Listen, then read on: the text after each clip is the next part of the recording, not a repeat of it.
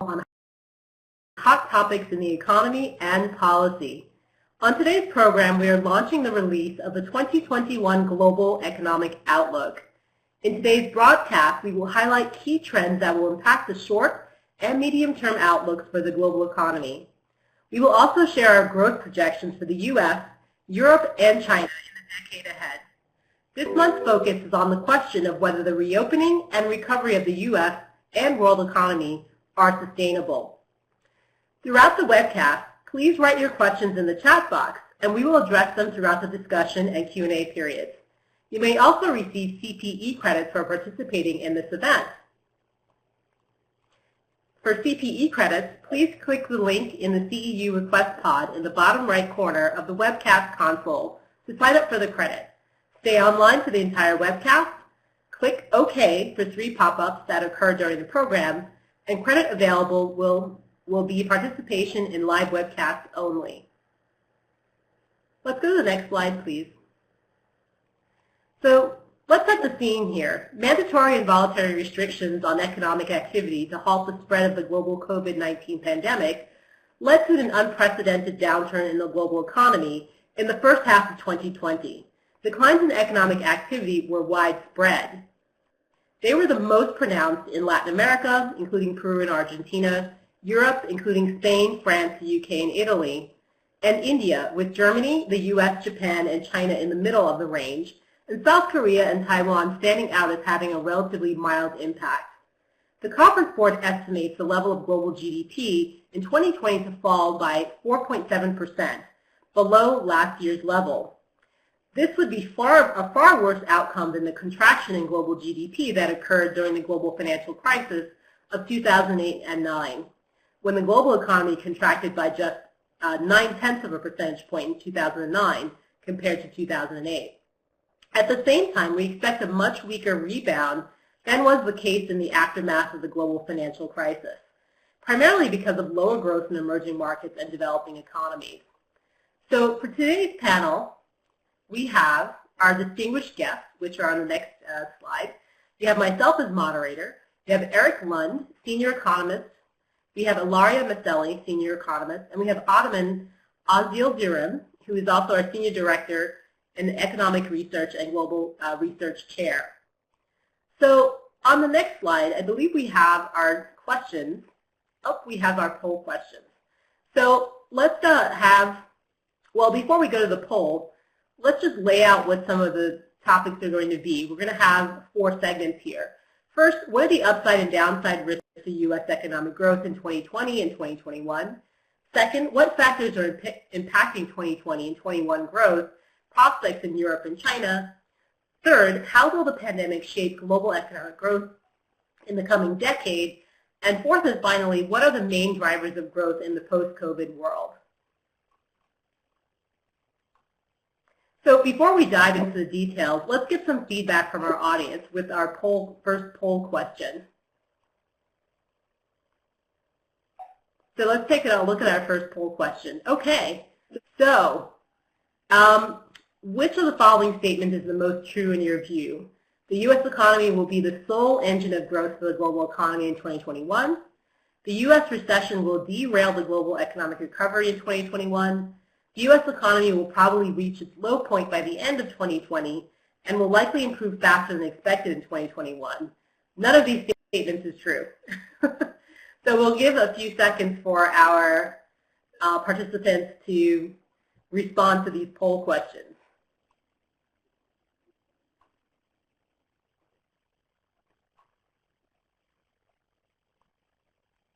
Okay, it looks like we've stabilized. So we have essentially most of the weighting is on the third option, where the U.S. economy will probably reach its low point by the end of 2020 and will likely improve faster than expected next year. So let's get some reactions here, whether or not we're surprised. What do you think, Eric? Well, I'm looking at these breakdowns, and I think I'm somewhere between 3 and 4. I mean, I think the U.S. economy sort of hit its low point early in 2020, in April, and has been kind of climbing out of that hole ever since. I think with respect to the third question, we are going to see somewhat of a lull in terms of the recovery in the fourth quarter. But yeah, I think the most painful sort of impact of the pandemic is behind us, and now it's just a matter of trying to crawl out of it and get back to sort of a trend growth. Thanks, Eric. Ilaria, what's the perspective from Europe?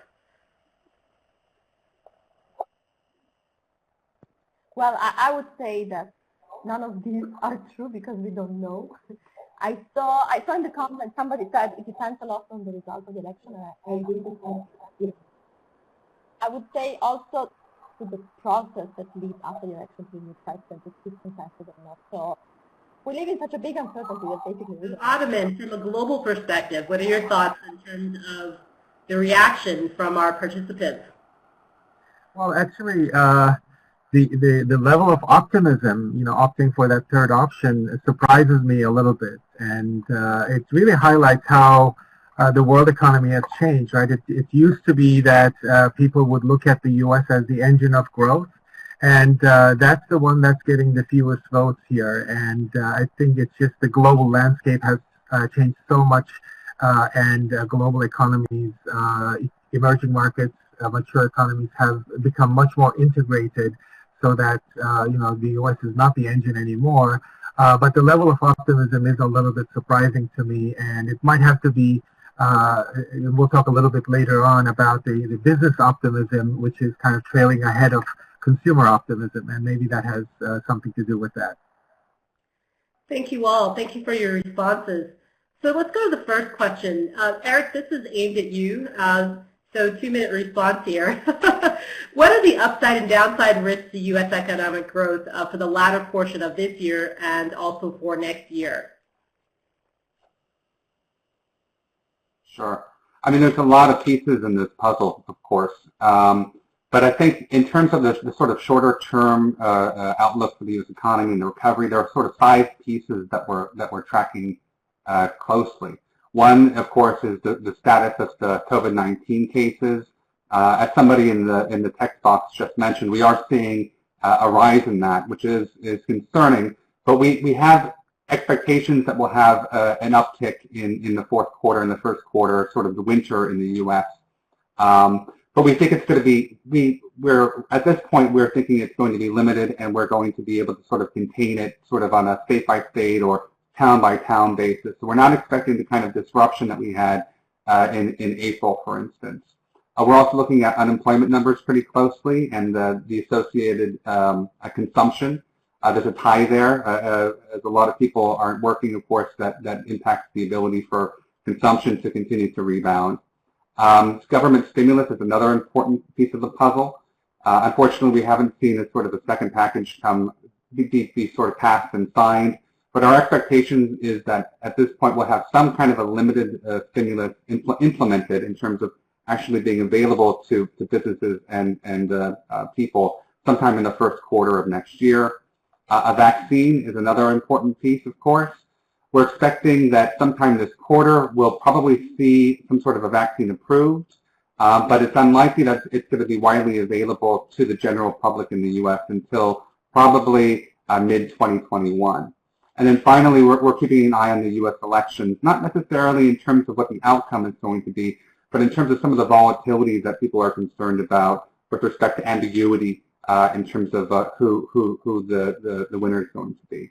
So those are sort of the 5 pieces that we're watching closely that offer upside and downside potential to our base case forecast. One of our participants asked about housing.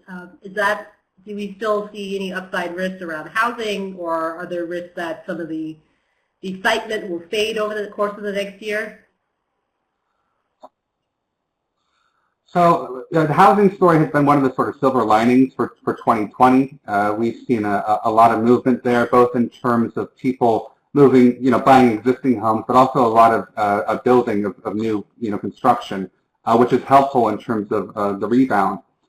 The mass adoption of telework and of digital transformation that we've been seeing in 2020 lends itself to something that we've been thinking about in terms of the transition of work from city centers into more suburban and rural areas. And if that trend continues to hold, as we think it will, it creates, I think, an environment where we're likely to see residential investment continue to sort of grow and facilitate the rebound into 2021 Thank you, Eric. as well. Ogden, the conference board actually has its own proprietary surveys of CEOs, and in the latest reading, we saw that business leaders and investors are actually quite optimistic. Can you talk a little bit about that, and then also tell us a little bit about what the consumer confidence measures are telling us as well? CEOs are more optimistic according to the latest readings at the end of the third quarter.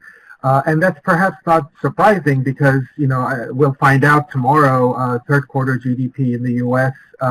Is going to show a big recovery, and perhaps, that optimism is related to that.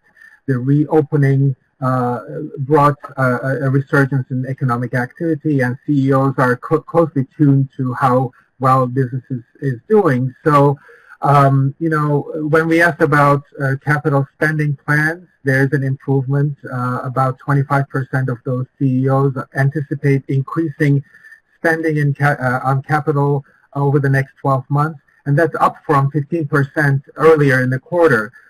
So that is kind of the source of optimism. Their view of the employment picture was more mixed. The hiring plans are cooling. The potential layoffs or furloughs turning into layoffs are still out there. About a third of CEOs still anticipate reducing their workforce. The source of optimism might be that the crisis really is viewed as an opportunity to drive through some of the changes and that they've been anticipating, and maybe driving through an acceleration of digital transformation for their businesses and business models. So that's kind of underlying the source of optimism for CEOs. And the other point that might contribute to that is they don't expect their labor costs to increase a lot in this environment, and they can find the talent that they need. So given the, unfortunately, the large level of unemployment, the talent that's required to run their businesses, to accelerate some of those changes, is available, and it's not getting more and more expensive. So as they anticipate a more flexible remote workforce and adapt to the post-crisis period, that creates some optimism there. So what about consumers? Do you think that, yesterday we saw that the Consumer Confidence Index dipped a little bit, and actually we've kind of been moving sideways on confidence among consumers since the big drop-off earlier this year. Do you think that that consumers will follow business sentiment, or the other way around? Well, that remains to be seen. Yes, the consumer confidence had increased in September. We saw sharp improvement, but that declined in October, mainly because their expectations about future business conditions became more pessimistic. The short-term outlook for jobs was softening. So consumers are really attuned to the labor market, and that's what brought back some of the optimism, even though they are seeing current conditions as improved. But very little to suggest that consumers are seeing the economy gaining momentum in the final months of the year. And especially, we see the COVID-19 cases on the rise, unemployment levels are still high. So there's this dichotomy that we're observing between the consumer side and the business side. It used to be much wider, but we'll see if it'll keep widening. Thank you. So, Ilaria, I'm going to ask you to get really close to your microphone so we can hear you. What are your thoughts about business and consumer sentiment in Europe? So on the business side, I think they might become misleading to talk about business sentiment. I think we need to differentiate between the service sector and the manufacturing sector, because those two are looking at two different economies, basically. So we have seen confidence improving, but much more, of course, for manufacturing and for the construction sector as well. Services improved as well, confidence improved as well, but we see that the choices of consumers are really towards goods more than towards services, and that, of course, will have an impact in the next month. Now, on the consumer side, there's been a dynamic perhaps similar to the one in the US on this side of the world, and that's basically, confidence increased after the lockdown, and then in August and September it moved sideways, but then in October it went down again. The data came out yesterday for October for Europe, and I think that coincides pretty much with the resurgence in cases that we have seen. Thank you, Ilaria. So since we're talking to you, let's move behind the U.S. And think about what factors are impacting growth prospects in Europe and China. So, Ilaria, do you think Europe's recovery will be derailed this fall as the pandemic seems to be, getting worse in that region?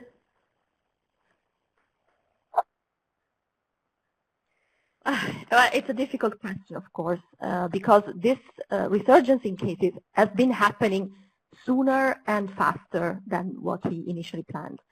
So we're working with scenarios since August. We had designed two paths for the economy: one where the outbreak is in control, is controlled somehow, and one where COVID is a little bit out of control. So the two paths lead basically to two different growth prospects. One for the euro area is somewhat, let's say, in the range of 6% if everything goes well, and the other one is half of that. And for the UK, we are talking about 8% and somewhere around 4%. So that, the way this goes can really make a difference. And actually, we see from our 10 years projections that difference then is dragged for many years. The way the recovery goes next year will have an impact on the entire decade. So it's really important to make sure that we maximize growth next year. Now, our baseline scenario up to 2 days ago was that scenario one would prevail, so the more optimistic scenario would prevail. But the way things are going quite fast in Europe has led to some internal discussion on whether we should not consider the other scenario as the main scenario, as the baseline scenario. And the proof of that is that, for example, this evening, most likely French President Macron will announce a 1-month lockdown in France. And this is an hypothesis that we initially ruled out because we thought, okay, there is a lot of things we know about the pandemic and how it works and how it circulates now compared to March. And so I think we thought initially that any government would avoid a full lockdown. So we don't know the details yet. France might be the first, hopefully, in a lighter way than what we saw and experienced in March. But yeah, we're moving more towards scenario 2, I would say, the last days compared to a month ago, 2 months ago. So Eric, you've been following the Chinese economy closely. China was the first major economy to begin reopening and to recover. Indeed, their third quarter GDP showed a pretty decent increase, and certainly we've seen improvements in manufacturing out of China and exports. Do you think this is sustainable? I think that it is sustainable. I'm not expecting the same kind of challenges maybe that are facing European and U.S. leaders and their economies with respect to a resurgence. But the rebound in China has been unbalanced. The primary sort of growth engine to date has really been production. If you look at industrial production, for instance, over the first 8 months of 2020, we've already gotten back to sort of a growth rate higher than we were seeing over the same period in 2019. But if you look at the consumption side of the equation, you still have anemia on that front. The Chinese consumers are not picking up the slack and buying things to the extent that people had hoped they were. And so that's a bit of a challenge in terms of pushing the recovery into 2021 and making it more sustainable. For the year, we're expecting Chinese growth to clock in at about 1%, which is a fair amount stronger than what we're seeing, for instance, in the U.S. We're expecting a contraction of about 3.5%. So, the rebound to date in China has been much stronger. For next year, we're expecting a rebound to about 4.7% in China as things continue to improve, as the consumer finds its footing. So my answer to that question is, in the short term, yes, we do think it is sustainable. Some of the challenges over the winter with respect to a resurgence in COVID-19 in China, I think, are less of an issue. The government there has already shown itself to be fairly adept at being able to contain these kinds of pathogens. There's a lot of practice in China. There's been other viruses that they've had to sort of tackle in the past. COVID-19 has been the worst, of course, but the lockdowns that they implemented earlier in 2020 really did a good job of limiting the spread. And I think that as flare-ups potentially occur over the next 3 to 4 months, they'll be able to maybe control those a little more effectively than some of their counterparts in Europe and the US. Thank you, Eric. Going back to you, Ilaria, it already sounds like the outlook for Europe is grim, but do you actually have a downside scenario for Europe that's even more pessimistic?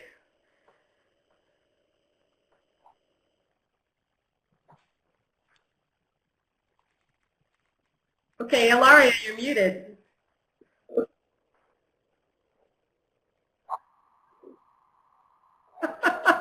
I said the most brilliant thing ever. Nobody heard it.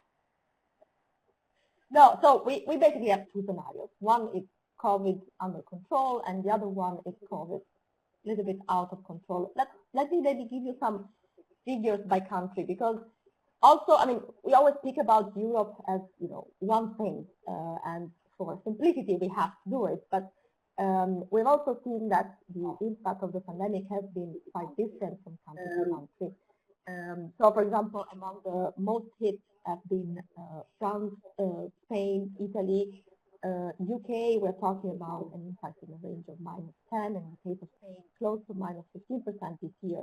And of course, the depth of the down of this year will influence the up next year. So for the downside scenario, what we expect for the weak rebound scenario, what we expect for the UK is something in the range of 4% growth. For Spain and Italy, we expect something like 3%. For France, 4%. For Germany, close to 2%. Now, you might find these numbers optimistic. I got this question a lot of time in my briefings lately, because this is not that far from what the US, from what we forecast for the US next year. But the thing is that US didn't have a decline this year as big as European countries, where, as I said, we are talking about -10%, minus even almost 15% in Spain. So this is all in all a rather weak scenario, even if it, 3% is what every European head of government dreams about for the low European economy. But all in all, it's still. Thank you, Ilaria. So likewise, Eric, do we have any downside scenarios for China? Because it seems like it's all pretty good news so far.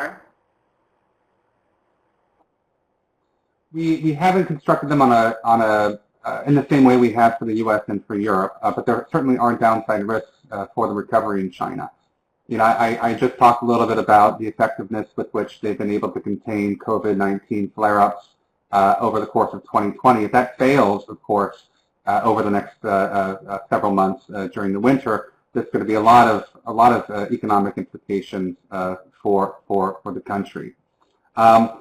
The resumption of consumer spending, of course, which I touched on as well, is quite important to getting back to full steam in the Chinese economy. If the government isn't able to sort of unlock consumption again and get people engaging in activities in the services sector, that's going to be a problem as well. There are indications that there are wage pressures and unemployment pressures in the services sector in China right now. So that's important for their economies to get consumers engaging in those sectors once again. The same is true in the U.S. as well, I might add. If you look at spending habits in America, there's a lot more money that's going towards goods and durable goods than towards services. and that's created some pressure on in the labor market. It's the same kind of a situation in China. Finally, there are questions and concerns about asset bubbles. Equity markets in China have been doing fairly well in recent weeks and months. There's questions about the sustainability of that. There's questions about the potential for correction in the housing market as well. So these are all elements of this puzzle that Beijing is grappling with. Thank you, Eric. Ottoman, so outside of Europe and China, what's going on? Because especially when I look at our forecast, we have emerging markets driving the recovery in 2021. Can you tell us a little bit about that? Sure. Well, emerging markets are sort of the more dynamic growth centers of the global economy, similar to what we saw in the great financial crisis. Emerging markets as a group fare better than mature economies. They're still catching up. They have younger populations, a lot of labor supply that's relatively cheap. But compared to that period in 2008, 2009, their contraction due to the pandemic recession is deeper in 2020. And looking ahead, they're also facing a slower recovery trajectory coming out of this pandemic-induced recession. China and India, as the largest emerging markets, show the largest rebound growth from 2020 to 2021 as the economic activity returns. And the other Asian economies are also showing larger economic growth. So that's relative to what we're seeing and projecting for Latin America and the Sub-Saharan Africa regions. Some of the advantages that these countries have, these economies have, probably have to do with the fact that they have younger populations that aren't affected as severely as the older generations from the pandemic. And in some places, previous experience with epidemics like SARS, earlier in 2000, and also a better public health infrastructure, quicker policy responses might have helped them weather the storm that's created by the pandemic a little bit better. And they also have a larger share of manufacturing in their economies. And that means that economic activity and employment could continue to some extent where social distancing, while still running the factories, is still possible. So in that sense, those economies that are not as heavily reliant on the services sectors tend to fare better. We see this dichotomy emerging between goods producing and services sectors. And that's also a reflection of why these emerging markets might be less affected to some extent, unless of course if they're heavily reliant on things like tourism, in some cases. So the individual case-by-case experience is going to be very, very different. So in 2020, for emerging markets as a whole, we're looking at a contraction of about 3.8%. And that's followed by a rebound of 5% in 2021. But then that starts to level off looking ahead into 2023, from 5% down to about 4%. 4 to 5% growth are very high growth rates. They're sort of the growth rates from the heydays of these economies when they were still doing a lot of catching up growth. But looking ahead, I think those days are not going to be back once we rebound from the pandemic, and will level off to kind of a slower, more moderate growth rates looking ahead to the next decade. Thank you, Ottoman. Let's move on to our next segment. How will the pandemic shape global economic growth in the coming decade? And what are the main drivers of growth in this post-COVID world? Before we answer those questions, we'd like to hear again from our participants with our second poll question.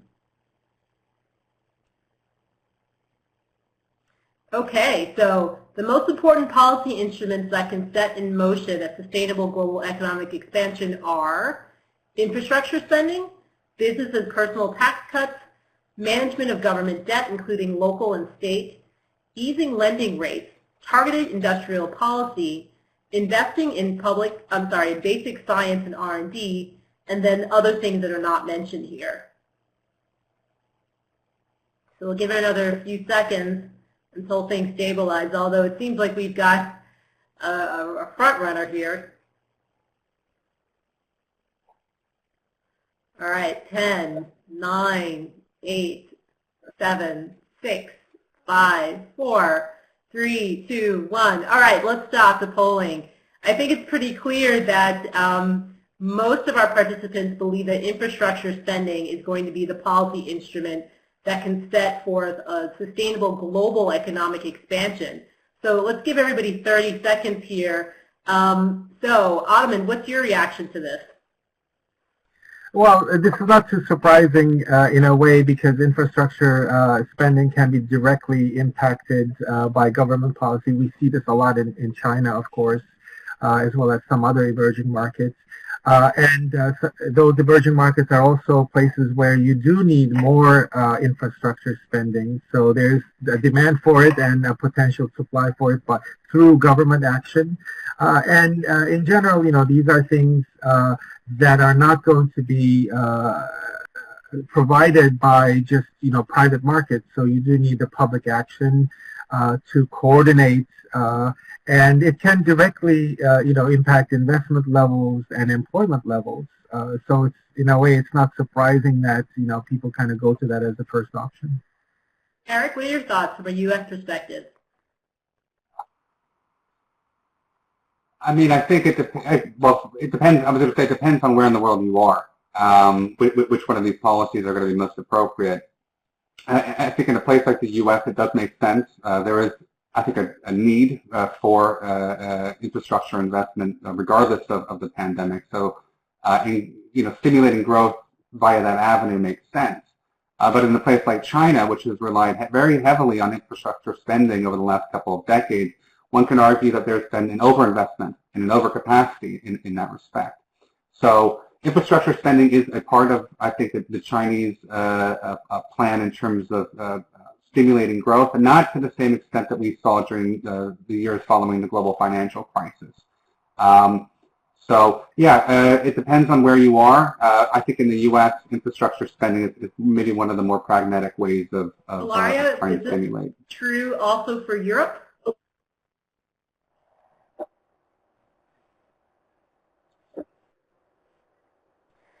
Look, Jenna, honestly, I'm disappointed so few people picked targeted industrial policy, and I'll tell you why. I see in a lot of European countries a lot of money being thrown at the private sector without a real, vision or planning longer term. And I think at this stage, if we're concerned about the sustainability of that, I think the quality of the spending is more important right now than the quantity of the spending. So I'm a bit disappointed. I understand the point on infrastructure spending, so but I'm disappointed. Take a look no at, I think it's slide number 7, which should have our outlook. So Ottoman, looking at this, what do we think are going to be the main drivers of growth in the post-COVID world? I'm sorry, that's not what I wanted to ask. Before I ask that, looking at this slide 7, how do the contributions of mature economies and emerging markets to global growth evolve over the next decade? Because certainly during the great financial crisis, China and India were the big drivers to help us out of that crater. Should we expect to see that repeated this time around?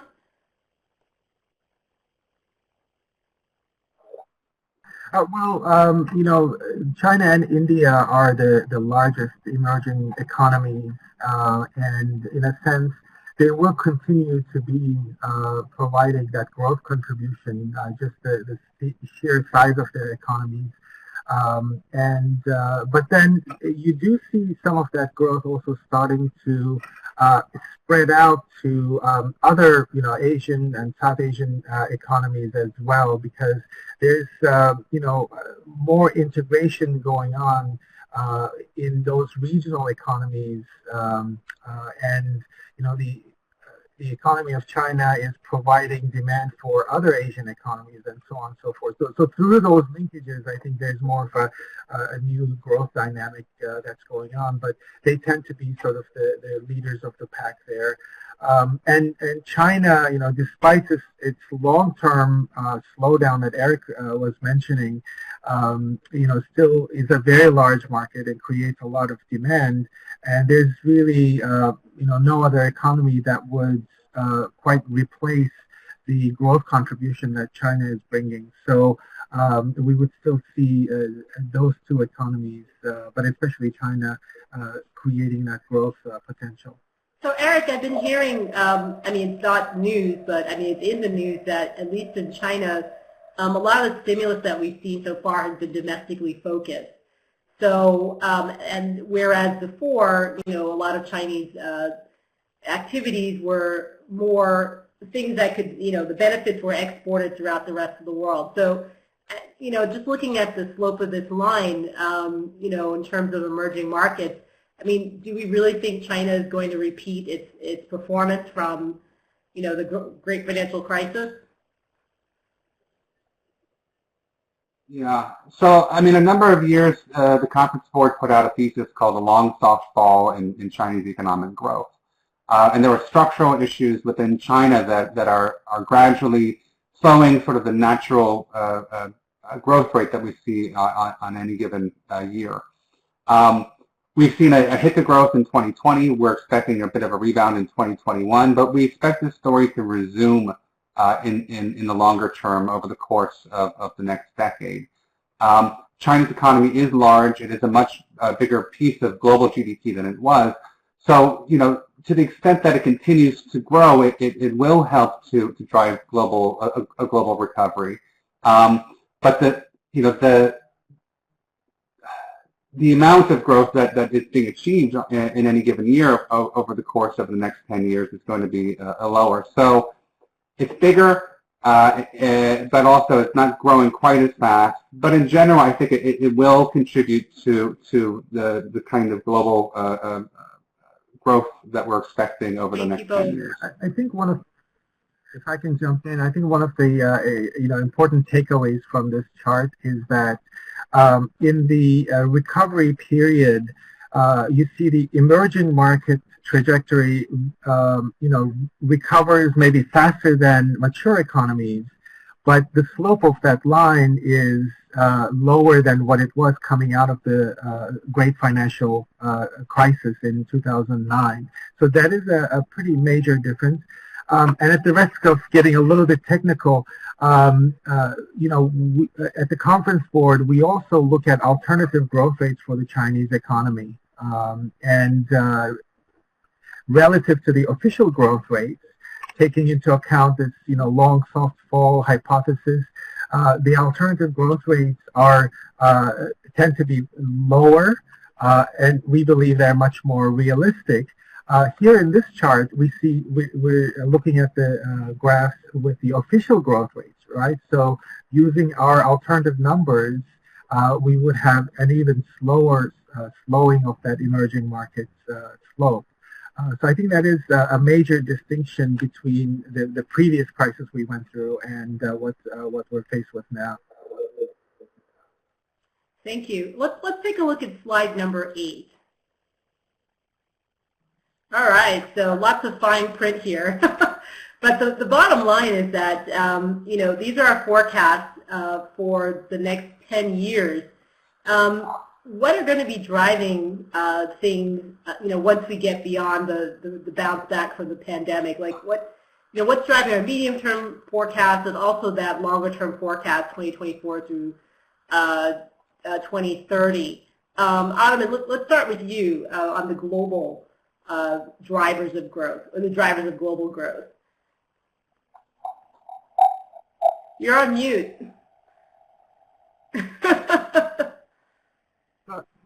Sorry about that. It should work now.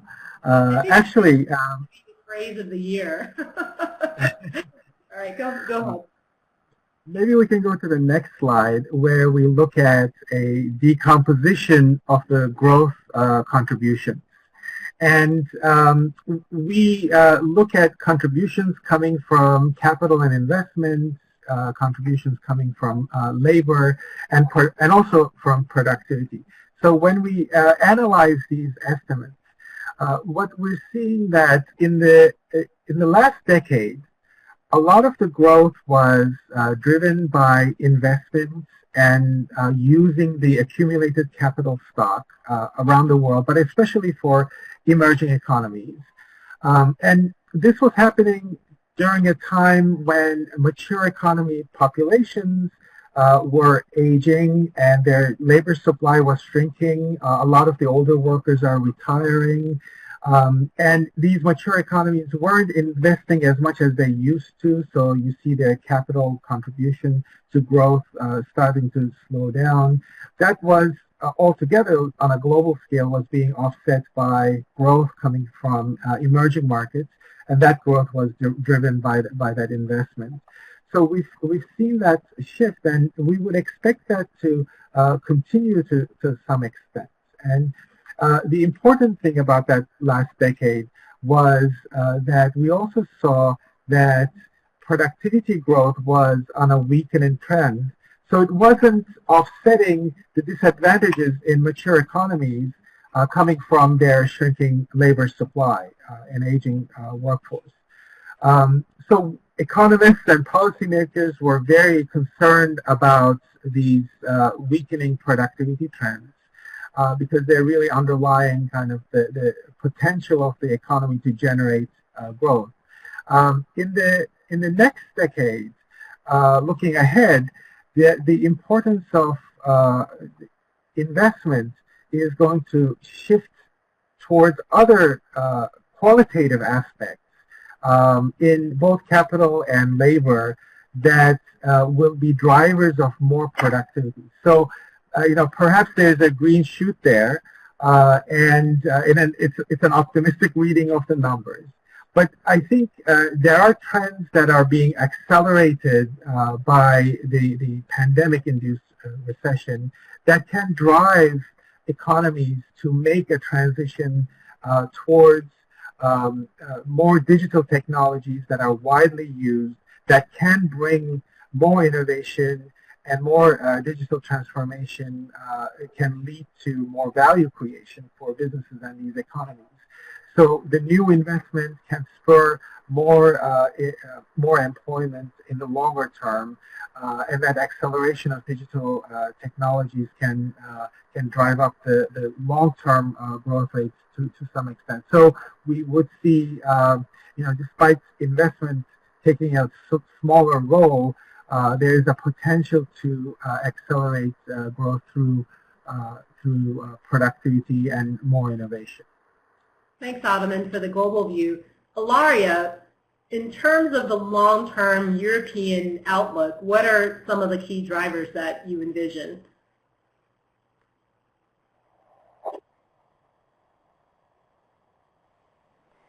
So, it's not easy for me to talk about it because Europe is always, the slow one, the slow economy, the slow region. Because what we expect in terms of growth for the next decade is closer to 1% than to 2%, which is, of course, all in all, a rather weak outlook. And the numbers we produced in the past years are not too different from that. We see some weakening of the trend growth for the next years as a result of the current shock. But already, a year ago, we were talking about an outlook for the next decade of slow growth.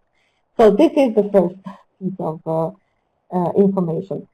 Now, growth, the main driver for growth is everything that is green in that chart. So everything that has to do with qualitative growth. But I think the issue that we should keep in mind is that we don't fully understand the impact of demographics. So if you look at the charts for most European countries, the dark red part in the chart is in the negative territory. So the demographic changes, aging, the shrinking of the labor force, they're a minus. They detract from growth every year in Europe. And I think this is the thing that we should keep in mind, because the only solution to compensate for that is increasing productivity, which is a bit like, okay, everyone loves productivity. Well, how do we do that? It's very difficult to achieve that, and so that's important to remind everyone about demographic changes, because now we all talk about COVID, of course, and of course we talk about COVID, but when COVID is when the pandemic is over, we will go back to the old issues that are there in the background and not solving themselves. And so I think really demographic is an important driver of global growth in Europe, and that's something every policymaker, every company should think about. Not sexy, least sexy topic on the planet, demographics and total factor productivity are going to be key influencers of the long-term outlook for the U.S.? Yes and no. I think that on the productivity side of things, it is a key variable. Our projection is that following the sort of COVID-19 period, which we sort of assign the years 2020 to 2023, the years that are really shaken up by the pandemic. Once we sort of get beyond that point, we are expecting TFP, total factor productivity growth, to improve and to be one of those drivers for the U.S. economy. Now, this in some ways, this increase in the driving force of productivity kind of falls out of the pandemic to a certain extent.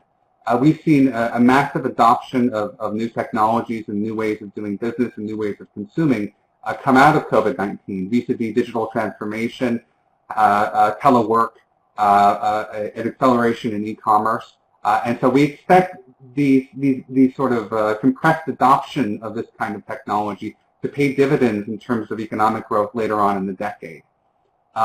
In terms of the labor component of the next decade, during the COVID-19 period, again, 2020 to 2023, we're expecting the quantity of labor to actually be a drag on growth. And this has to do with a high unemployment rate, people leaving the labor market, sort of things like that. But once again, we get out of this pandemic sort of environment, we're anticipating that labor continues to be a positive driver of growth later on in the decade. Thank you. Thank you all for your comments. We've got about 12 minutes, and so we're going to move to the final segment where we talk about upside and downside risks to the global outlook.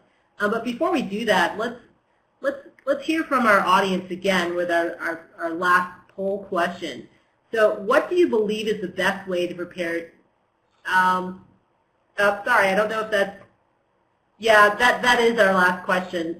So what we're going to do is we're going to take this question and then we're going to talk about risk. Or maybe we should, well, it's too late, we already started it.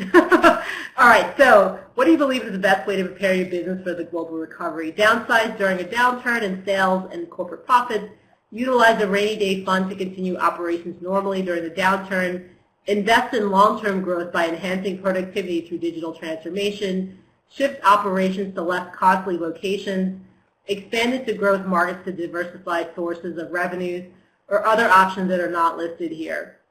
I think we're going to give this another 10 seconds because it looks like we're coming up with a quorum.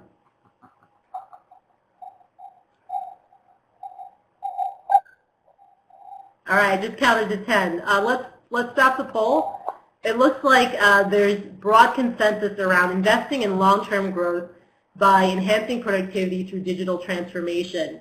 So what I'd like to do is have our panelists talk a little bit about some of the risks they see, but also react to this poll question. So if we can kind of do two things at once.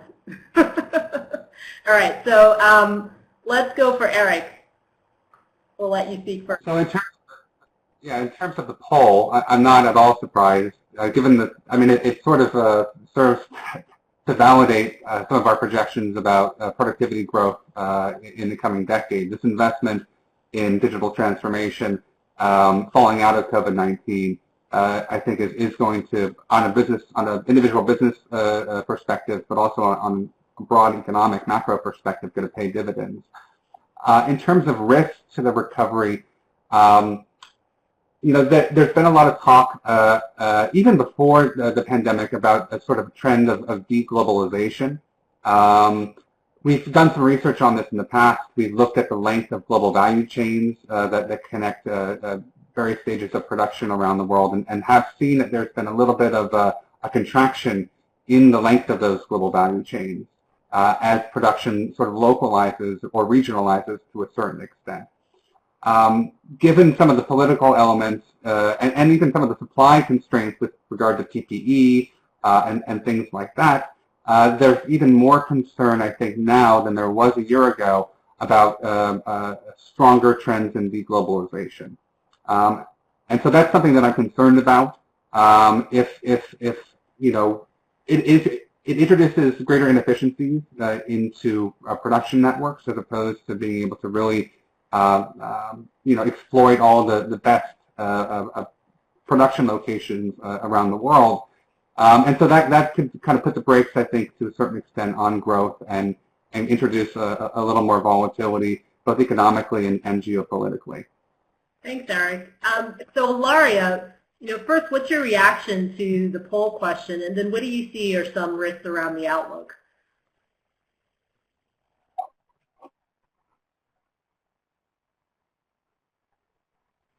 Well, I will reply in one, because I see this invest in long-term growth and digital transformation as an upside.